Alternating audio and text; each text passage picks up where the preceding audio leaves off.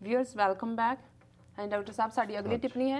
Media रिपोर्टां अनुसार professor Bhullar नूं चुपचाप फांसी देण दीआं तैयारियां दा अमल शुरू किया जा चुका है इस बारे तुसीं की कहंदे? देखो जिवें मैं कहा भी एजेंसियां की गेम हुंदी है खबरां लगातारता नाल प्लांट करनियां एक पासे भुल्लर दे हवाले नाल खबर प्लांट कीती जी कि उन्हां दी मानसिक स्थिति की है फिर बादलों के हवाले नाल कीती कि जो मिले ने शिंदे नूं प्राइम मिनिस्टर नूं मनमोहन सिंह नूं ते उन्होंने कहा भी राहत मिलेगी जी फिर शिंदे की स्टेटमेंट आई पर नाल ही एक लंबी चौड़ी न्यूज़ जी एजेंसियां ने प्लांट की है जी वो ये है कि जी प्रोफैसर दविंदरपाल सिंह भुल्लर नूं भी अफसल गुरु की तरह चुपचाप फांसी दी जा सकती है जी फिर वो उन्होंने 3-4 उहदियां रीजनिंग दित्तियां भी क्यों दी जा सकती उन्होंने कहा कि भी अगे जिस मैडिकल वार्ड च उन्होंने रखा होया हॉस्पिटल के ਜਿਹੜੇ ਉਹਨਾਂ ਦੇ ਪਰਿਵਾਰਕ ਮੈਂਬਰ ਨੇ ਉਹਨਾਂ ਨੂੰ 4 ਤੋਂ 6 ਘੰਟੇ ਦਾ ਸਮਾਂ ਮੁਲਾਕਾਤ ਦਾ ਦਿੱਤਾ ਜਾਂਦਾ ਸੀ ਜੀ ਜਿਹੜਾ ਕਿ ਹੁਣ ਸਿਰਫ 10 ਮਿੰਟ ਦਾ ਕਰ ਦਿੱਤਾ ਗਿਆ ਜਿਹੜਾ ਇਸ ਗੱਲ ਦੀ ਇੰਡੀਕੇਸ਼ਨ ਹੈ ਕਿ ਉਹਨਾਂ ਨੂੰ ਡੈਥ ਸੈਂਟੈਂਸ ਦੇ ਲਈ ਜਿਹੜਾ ਤਿਆਰ ਕੀਤਾ ਜਾ ਰਿਹਾ ਹੈ ਹੈਂਗ ਕਰਨ ਦੇ ਲਈ ਜੀ ਫਿਰ ਉਹਨਾਂ ਨੇ ਕਿਹਾ ਕਿ ਜੀ ਜਿਹੜੇ ਅੱਗੇ ਉਹਨਾਂ ਦੀ ਪਹਿਰੇ ਦੇ ਉੱਤੇ 4 ਸਿਪਾਹੀ ਸੀ ਹੁਣ 8 ਕਰ ਦਿੱਤੇ ਗਏ ਨੇ ਜੀ फिर यह है कि जो उन्होंने लगातार अटेंडेंट होंगे हुण उन्होंने मोबाइल फोन भी नाल लिजाण की आग्ञा नहीं है ताकि उत्थों कोई खबर ना दे दे जी फिर नाल ही इस खबर के हवाले नाल भी कहा गया कि सेंटर ने BSF दीयां कंपनियां तैनात कीतियां ने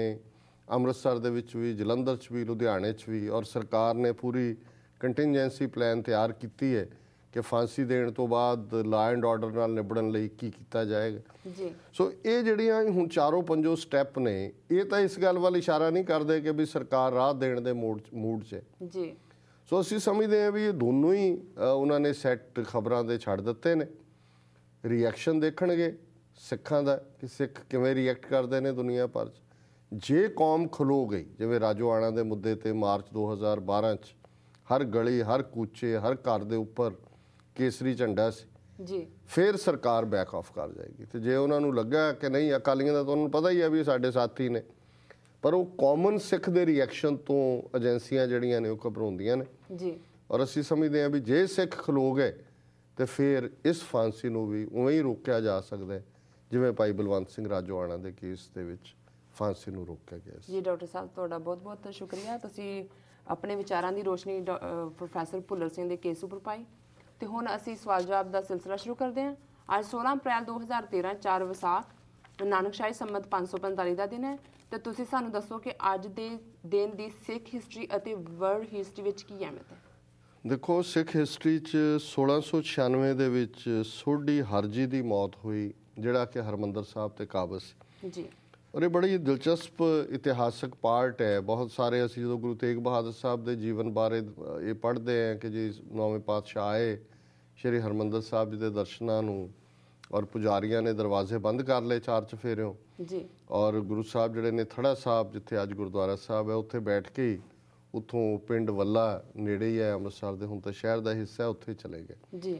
सो उस नाल जोड़ के फिर असीं ये भी कईयां ने बना दिता जी 10वें उत्थे बीबियां गईयां वल्ले कीर्तन करदियां ते गुरु तेग बहादुर साहब ने फरमाया जी कि अंबरसरीए अंदर सड़िए ते माइयां रब रजाइयां सो ये दोनों ही गल्लां जिहड़ियां ने ये एक मिस रिप्रजेंटेशन है। जी पहली गल तो ये है कि गुरु हरगोबिंद साहब अपने जीवन के अखीरले 18 साल उन्होंने कीरतपुर साहब च गुजारे जी श्री अमृतसर तो आ गए सन चौथी जंग तो बाद जी उस पीरीयड च उन्होंने गुरु अर्जन साहब के वड्डे भरा प्रिथी चंद तो मर गया सी गुरु साहब के जीवन काल वेले उहदा मुंडा जिहड़ा है मेहरबान वो हरमंदर साहब के उत्ते उदों काबज हो गया जदों कि गुरु हरगोबिंद साहब अमृतसर तो चले गए जी फिर गुरु हरगोबिंद साहब के कीरतपुर टिकाणा बनने तो बाद 7वीं पातशाही भी कीरतपुर 8वीं भी गुरु तेग बहादुर साहब आए पर उदों जदों अमृतसर हरमंदर साहब के दर्शनां नूं आए तो उस मेहरबान का पुत्र मेहरबान मर गया सी हरजी जिहड़ा वो उस थां दे उत्ते काबज सी जी सो उन्होंने ये डर पिया कि भी ये असली वारस गुरगद्दी दे जे आ गए इन्हां दे नाल संगत भी है कल नूं ये ना होए कि सानू जिहड़ा इत्थों अपना बोरिया बिस्तरा चुकना पै सो उन्होंने दरवाजे बंद कर लए सी सो जदों गुरु तेग बहादुर साहब नूं भी जिहड़ा कोट करदिआं इतिहासक हवाले उन्होंने कोई शहर वासियों जां अंबरसर वालियां नूं नहीं ये ਕਿਹਾ, ਜੇ ਕੋਈ ਕਿਹਾ ਤੇ ਉਹ ਉਹਨਾਂ ਮਸੰਦਾਂ ਦਾ ਜ਼ਿਕਰ ਕੀਤਾ ਹੈ ਕਿ ਕਿਵੇਂ ਇਹ ਮਸੰਦ ਜੋ ਅੰਬਰ ਸਰੀਏ ਜੀ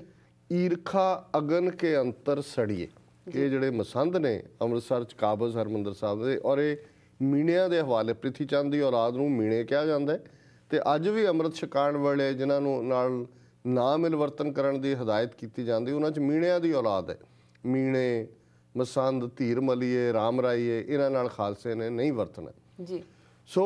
ਇਹ ਜਿਹੜਾ ਹਰਜੀ ਹੈ ਇਹ ਕਾਫੀ ਦੇਰ ਉਸ ਤੋਂ ਬਾਅਦ ਜਿਉਂਦਾ ਰਿਹਾ ਤੇ 1696 ਦੇ ਵਿੱਚ ਇਸ ਦੀ ਮੌਤ ਹੋਈ। ਇਹਦੇ ਮੁੰਡੇ ਉਦੋਂ ਤੱਕ ਇਧਰ 10ਵੇਂ ਪਾਤਸ਼ਾਹ ਨੇ ਅਨੰਦਪੁਰ ਸਾਹਿਬ ਦੇ ਵਿੱਚ ਪੂਰੀਆਂ ਰੌਣਕਾਂ ਸਨ, ਹਾਲਾਂਕਿ ਖਾਲਸਾ ਉਸ ਤੋਂ 3 ਸਾਲ ਬਾਅਦ ਸਾਜਿਆ ਗਿਆ। ਸੋ ਉਸ ਵੇਲੇ ਫਿਰ ਇਹਦੇ ਬਾਕੀ ਜਿਹੜੇ ਮੁੰਡੇ ਕੁੜੀਆਂ ਸੀ ਜੋ ਵੀ ਉਹ ਛੱਡ ਛੁੱਟ ਗਏ ਸੀ ਸ਼ਹਿਰ, ਤੇ ਅੰਮ੍ਰਿਤਸਰ ਦੀ ਸਿੱਖ ਸੰਗਤ ਨੇ 10ਵੇਂ ਪਾਤਸ਼ਾਹ ਤੱਕ ਆਪਣੀ ਜਿਹੜੀ ਹੈ ਬੇਨਤੀ ਕੀਤੀ ਕਿ ਇੱਥੇ ਸਾਡੇ ਹਰਮੰਦਰ ਸਾਹਿਬ ਦੇ ਪ੍ਰਬੰਧ ਲਈ ਤੁਸੀਂ ਹੁਣ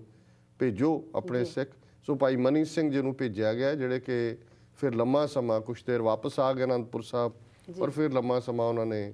ਸੇਵਾ ਕੀਤੀ 10ਵੇਂ ਪਾਤਸ਼ਾਹ ਦੇ ਜੋਤ ਸਮਾਨ ਤੋਂ ਬਾਅਦ ਵੀ, ਬਾਬਾ ਬੰਦਾ ਸਿੰਘ ਬਹਾਦਰ ਦੇ ਵੇਲੇ ਵੀ, ਔਰ ਬਹੁਤ ਸਾਰੀ ਮਰਿਆਦਾ ਜਿਹੜੀ ਬਾਅਦ ਦੇ ਵਿੱਚ ਹਰਮੰਦਰ ਸਾਹਿਬ 'ਚ ਐਸਟੈਬਲਿਸ਼ ਹੋਈ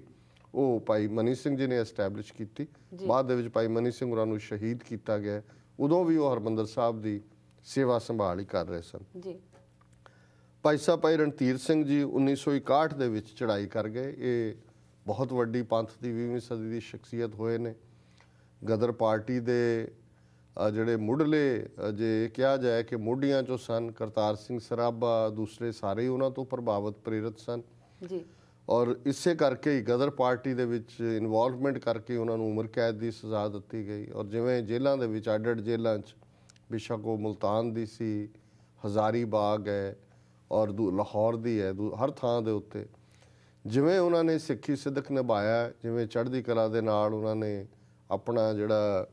ਅਧਿਆਤਮਕ ਤੌਰ ਦੇ ਉੱਤੇ ਗੁਰੂ ਦੇ ਨਾਲ ਇੱਕ ਮਿਕਤਾ ਸੀ ਜਿਹੜੀ ਕਿ ਉਹਨਾਂ ਦੇ ਅੰਦਰੋਂ ਕੀਰਤਨ ਦੀਆਂ ਫੁਹਾਰਾਂ ਬਣ ਕੇ ਨਿਕਲਦੀ ਸੀ ਜੀ, ਉਸ ਨੇ ਦੁਸ਼ਮਣਾਂ ਨੂੰ ਵੀ ਪ੍ਰਭਾਵਿਤ ਕੀਤਾ। ਉਹਨਾਂ ਨੇ ਬੜਾ ਜਿਹੜਾ ਸਿੱਖੀ ਸਿਦਕ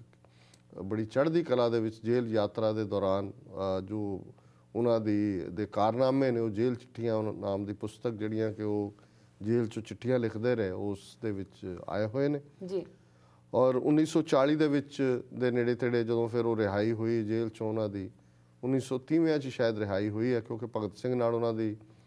ਮੁਲਾਕਾਤ ਹੋਈ ਹੈ ਜੀ। ਔਰ ਜਿਹਦੇ 'ਚ ਉਹਨਾਂ ਨੇ ਸਬੂਤ ਵੀ ਦਿੱਤਾ ਕਿ ਕਿਵੇਂ ਭਗਤ ਸਿੰਘ ਦੇ ਨਾਲ ਮੁਲਾਕਾਤ ਤੋਂ ਬਾਅਦ ਭਗਤ ਸਿੰਘ ਦਾ ਫੇਥ ਜਿਹੜਾ ਕਿ ਡੋਲਿਆ ਸੀ ਉਹ ਬਣਿਆ ਔਰ ਉਹ ਸਿੱਖੀ ਸਰੂਪ ਦੇ ਨਾਲ ਹੀ ਫਾਂਸੀ ਦੇ ਉੱਤੇ ਚੜ੍ਹਿਆ ਜੀ। ਸੋ 1930 ਤੋਂ ਲੈ ਕੇ ਫਿਰ ਜਦੋਂ ਉਹਨਾਂ ਦੀ ਰਿਹਾਈ ਹੁੰਦੀ ਹੈ, ਅਕਾਲ ਤਖਤ ਸਾਹਿਬ ਤੋਂ ਉਹਨਾਂ ਨੂੰ ਸਨਮਾਨਿਤ ਕੀਤਾ ਜਾਂਦਾ ਹੈ। ਅਖੰਡ ਕੀਰਤਨੀ ਜਥੇ ਅੱਜ ਵੀ ਰਹਿਣ ਸਬਾਈ ਕੀਰਤਨ ਅਖੰਡ ਕੀਰਤਨੀ ਜਥਿਆਂ ਨੇ ਬੜੀ ਦੁਨੀਆ ਭਰ ਦੇ ਵਿੱਚ ਆਪਣੀ ਪਛਾਣ ਔਰ ਗੁਰਬਾਣੀ ਦਾ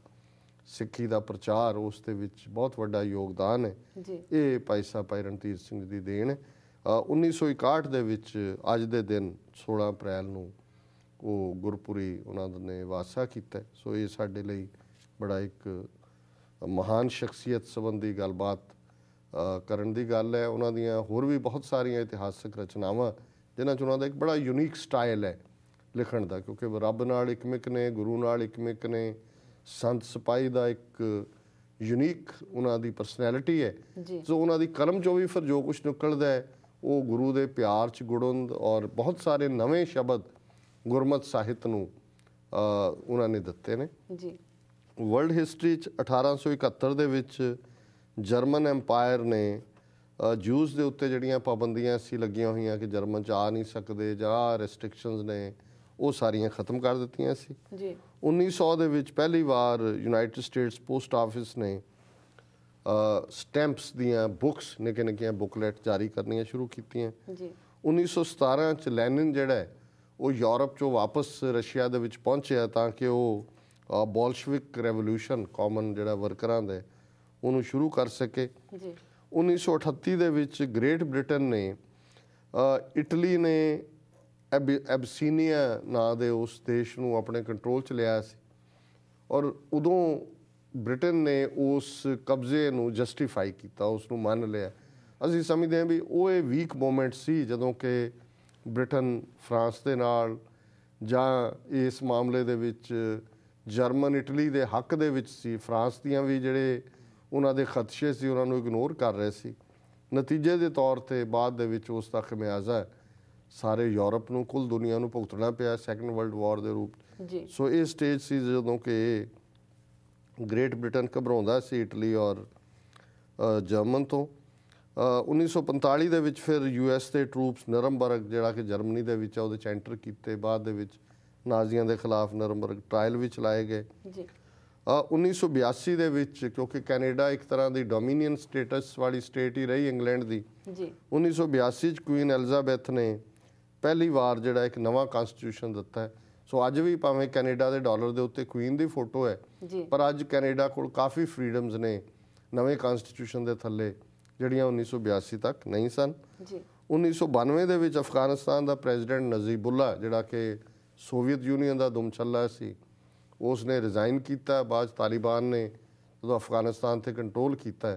ਤੇ ਨਜ਼ੀਬੁੱਲਾ ਨੂੰ ਉਹਨਾਂ ਨੇ ਇੱਕ ਖੰਭੇ ਦੇ ਨਾਲ ਲਟਕਾ ਦਿੱਤਾ ਸੀ ਜੀ ਕਿ ਭਾਈ ਤੂੰ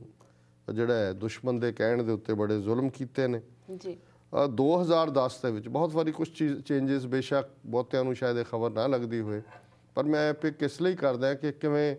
ਕੁਦਰਤ ਦੇ ਵੀ ਕਈ ਰੰਗ ਨੇ। ਜੀ ਜਦੋਂ ਕਿ ਮਨੁੱਖ ਨੂੰ ਉਹ ਦੱਸਦੀ ਹੈ ਕੁਦਰਤ ਕਿ ਭਾਈ ਨਹੀਂ, ਅਜੇ ਤੇਰਾ ਹੱਥ ਉੱਤੇ ਨਹੀਂ ਹੈ। ਜੀ 2010 ਦੇ ਵਿੱਚ ਇੱਕ ਵੋਲਕੈਨੋ ਤੋਂ, ਜਵਾਲਾਮੁਖੀ ਤੋਂ ਇੰਨੀ ਇੱਕ ਜਿਹੜੀ ਹੈ ਡਸਟ ਉੱਡੀ ਕਿ ਸਾਰਾ ਐਟਮੋਸਫੀਅਰ ਭਰ ਗਿਆ ਜੀ ਤੇ ਜਿੰਨੇ ਜਹਾਜ਼ ਸੀ UK ਦੇ, ਨਾਰਵੇ ਦੇ, ਸਵੀਡਨ ਦੇ, ਫਿਨਲੈਂਡ ਦੇ, ਰਸ਼ੀਆ ਦੇ, ਉਹਨਾਂ ਨੂੰ ਕਈ ਦਿਨ ਜ਼ਮੀਨ ਦੇ ਉੱਤੇ ਹੀ ਰੱਖਣਾ ਪਿਆ। ਇਹ ਹੁਣ ਤਾਂ 2-3 ਸਾਲ ਪਹਿਲਾਂ ਹੀ ਹੋਇਆ। ਜੀ ਜਹਾਜ਼ ਉੱਡ ਹੀ ਨਹੀਂ ਸੀ ਸਕਦੇ ਕਿਉਂਕਿ ਵੋਲਕੈਨੋ ਦੀ ਜਿਹੜੀ ਡਸਟ ਹੈ ਉਹ ਸਾਰੇ এনवायरमेंट ਸੀ। 2012 ਦੇ ਵਿੱਚ ਅੱਜ ਦੇ ਦਿਨ ਇੱਕ ਦਿਮਾਗੋਂ ਹਿੱਲੇ ਗੋਰੇ ਨੇ, ਜਿਹਦੇ ਦੇ ਉੱਤੇ ਸਵਸਤਕਾ ਦਾ ਜਾਂ ਹਿੰਦੂ RSS ਦੀ ਆਈਡੀਓਲੋਜੀ ਦਾ ਪ੍ਰਭਾਵ ਸੀ, ਉਹਨੇ ਇੱਕ ਟਾਪੂ 'ਚ ਜਾ ਕੇ ਯੰਗਸਟਰ ਜਿਹੜੇ ਇੱਕ ਪੋਲੀਟੀਕਲ ਪਾਰਟੀ ਦੀ ਟ੍ਰੇਨਿੰਗ ਲੈ ਰਹੇ ਸੀ, ਜੀ 91 ਜਿਹੜੇ ਇਸ ਕਿਸਮ ਦੇ ਲੋਕਾਂ ਨੂੰ, ਯੰਗ ਜਿਹਨਾਂ ਦੇ ਬਹੁਤੇ ਸੀ, ਗੋਲੀਆਂ ਦੇ ਨਾਲ ਭੁੰਨਿਆ, ਜਿਸ ਤੋਂ ਇਹ ਸਾਬਤ ਹੁੰਦਾ ਹੈ ਜਾਂ ਹੋਇਆ ਕਿ ਦਹਿਸ਼ਤਗਰਦੀ ਸਿਰਫ ਮਿਡਲ ਈਸਟ ਜਾਂ ਮੁਸਲਮਾਨਾਂ ਜਾਂ ਸ੍ਰੀਲੰਕਨ ਜਾਂ ਜਿਵੇਂ ਸਾਡੇ ਖਾਤੇ 'ਚ ਪਾਈ ਹੈ ਇੰਡੀਅਨਸ ਨੇ, ਉਹਨਾਂ ਦਾ ਪਰਵਿਊ ਨਹੀਂ ਹੈ। ਇਹਨਾਂ ਮੁਲਕਾਂ 'ਚ ਵੀ ਇਸ ਕਿਸਮ ਦਾ ਜਿਹੜਾ ਮਾਹੌਲ ਹੈ ਕਿ ਜਿੱਥੇ ਨਸਲਵਾਦੀ ਜਿਹੜੇ ਨੇ ਇਕੱਲੀ ਰੇਸਿਜ਼ਮ ਤੋਂ ਨਹੀਂ, ਈਵਨ ਹਿੰਦੂ RSS ਆਈਡੀਓਲੋਜੀ ਤੋਂ ਵੀ ਪ੍ਰੇਰਨਾ ਲੈਂਦੇ ਨੇ। ਔਰ ਇਹ ਗੋਰੇ ਨੇ ਅਦਾਲਤ ਦੇ ਵਿੱਚ ਆਪਣੇ ਬਿਆਨਾਂ 'ਚ ਕਿਹਾ ਕਿ ਮੈਨੂੰ RSS ਦੀ ਹਿੰਦੂ ਆਈਡੀਓਲੋਜੀ ਨੇ ਇਨਫਲੂਐਂਸ ਕੀਤਾ ਹੈ ਔਰ ਇਹ ਕਾਰਾ ਉਹਨੇ ਇਸ ਪ੍ਰਭਾਵ ਤੋਂ ਬਾਅਦ ਕੀਤਾ। ਹਾਂ ਡਾਕਟਰ ਸਾਹਿਬ, ਤੁਹਾਡਾ ਬਹੁਤ ਬਹੁਤ ਧੰਨਵਾਦ। ਅਸੀਂ ਆਪਣੇ ਸਵਾਲ ਜਵਾਬ ਸ਼ੁਰੂ ਕਰਨ ਤੋਂ ਪਹਿਲਾਂ ਅਸੀਂ ਇੱਕ ਛੋਟਾ ਬ੍ਰੇਕ ਲੈ ਲੈਂਦੇ ਹਾਂ। ਵੀਰ ਤੁਸੀਂ ਕਿਤਨੇ ਜਾਣਾ, ਮਿਲਦੇ ਹਾਂ ਆਪਦੇ ਤੇ ਸ਼ੋਰਟ ਬ੍ਰੇਕ।